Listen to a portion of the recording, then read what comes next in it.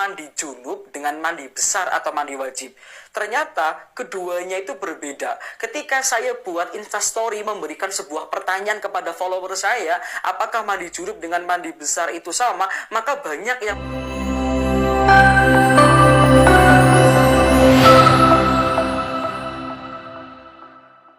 Assalamualaikum warahmatullahi wabarakatuh. Saya ucapkan selamat datang di channel Pak Yanto Husna.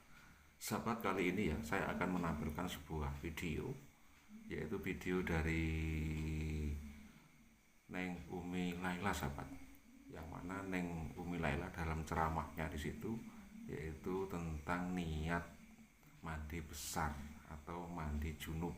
Itu dibaca ketika mengguyur sebelah kanan. Biasanya ibu-ibu kalau niat pakai bahasa Arab, apa bahasa Sunda, apa bahasa Jawa? Bahasa Arab. Ya udah. Gaya banget ibu. Nah, ya, ayo. Nawaitul husla lirafil hadasil akbari. Halo, akbari. Hadas besar, hadas gede. Nah, akbari, minal junubi lillahi ta'ala. Kalau yang nggak hafal, nggak bisa gimana? Pakai bahasa masing-masing, tidak apa-apa, tetap sah. Nah, ini seperti ada tanggapan sahabat. Ya, jadi tadi ketika Neng Umi Laila menyampaikan niat, membacakan niat minal junubi. Kalau saya baca kitab-kitab fikih ya sebenarnya yang paling tepat itu minal janabati atau minal jinabati. Karena kata al-janabah dan kata al-junubi atau al-junubu itu dua kata yang berbeda.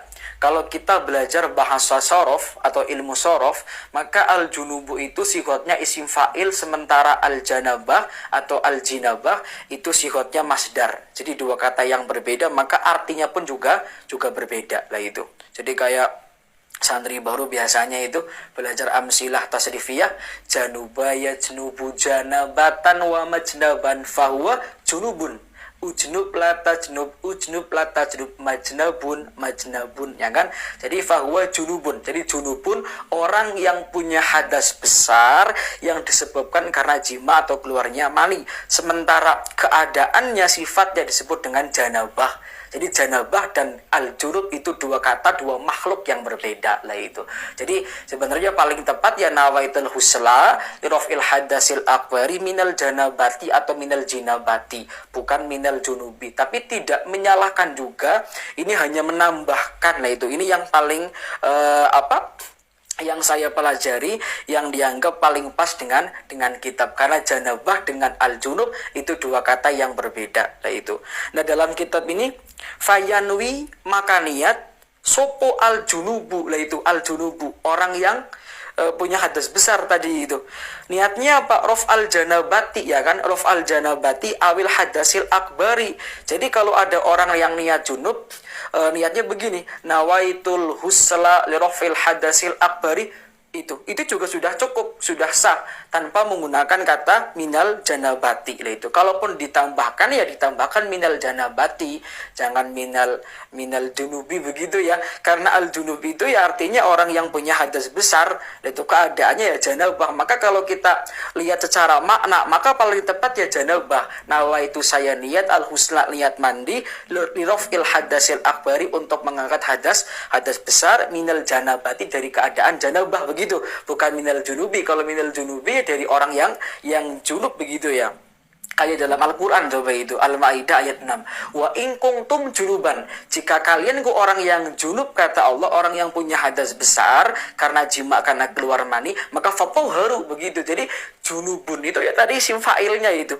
Jadi bukan minal junubi kalau cara saya. Jadi koreksi kalau salah. Ini hanya menambahkan saja, bukan menyalahkan beliau. Nah, ada pembahasan yang lebih penting daripada sekedar masalah niat tadi, yakni perbedaan antara mandi junub dengan mandi besar atau mandi wajib. Ternyata keduanya itu berbeda. Ketika saya buat instastory memberikan sebuah pertanyaan kepada follower saya, apakah mandi junub dengan mandi besar itu sama, maka banyak yang menjawab sama. Padahal keduanya itu dua hal yang berbeda lah itu. Pertama, saya ingin menjelaskan siapa itu al-junub, siapa itu junubun itu, orang yang junub itu.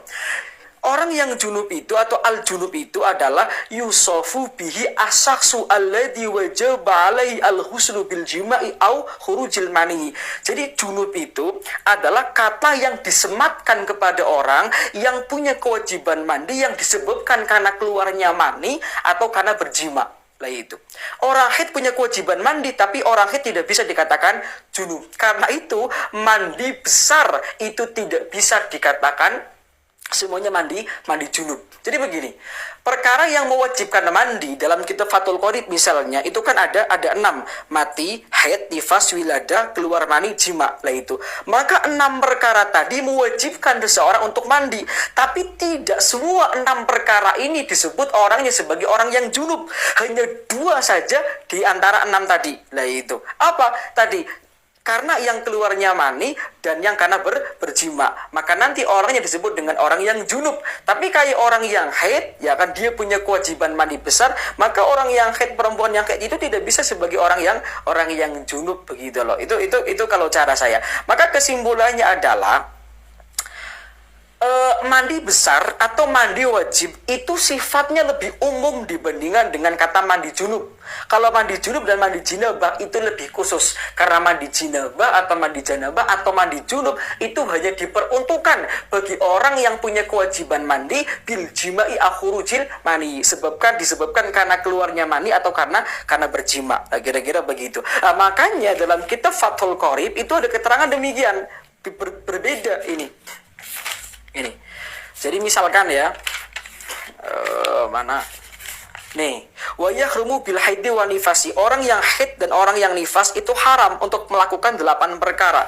Misalnya, sholat, puasa, qiraatul Quran, masul mushafi dan sampai seterusnya. Sementara wa yahrumu alal junubi, haram bagi orang yang junub melakukan 5 perkara.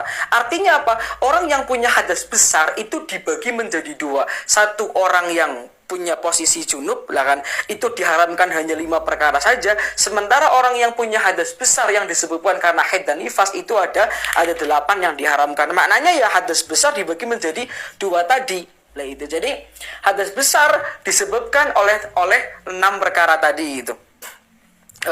Atau orang yang punya kewajiban mandi itu disebabkan oleh 6 perkara. Lah 2 diantaranya itu dianggap sebagai orang yang junub, yang lainnya itu tidak bisa dianggap sebagai orang yang junub, tapi hanya kemudian diwajibkan mandi besar saja. Lah itu. Lah yang termasuk bukan orang junub tapi diwajibkan mandi ya orang yang haid dan nifas. Jadi sekali lagi, mandi besar, mandi wajib itu sifatnya lebih umum dibandingkan dengan mandi junub. Wallahu a'lam bishawab. Ternyata apa yang disampaikan sang ustadz tadi tentang ceramahnya Neng Umi Laila itu sifatnya menambahkan, sahabat ya, hanya menambahkan saja. Dan mungkin sahabat-sahabatku ya punya pendapat lain ya tentang video tadi, dan tentunya bisa ditulis di kolom komentar. Sahabat, mungkin sampai di sini dulu. Bila mana ada suatu kata yang tidak berkenan pada sahabat-sahabat semua, saya mohon maaf, dan saya kira wassalamualaikum warahmatullahi wabarakatuh.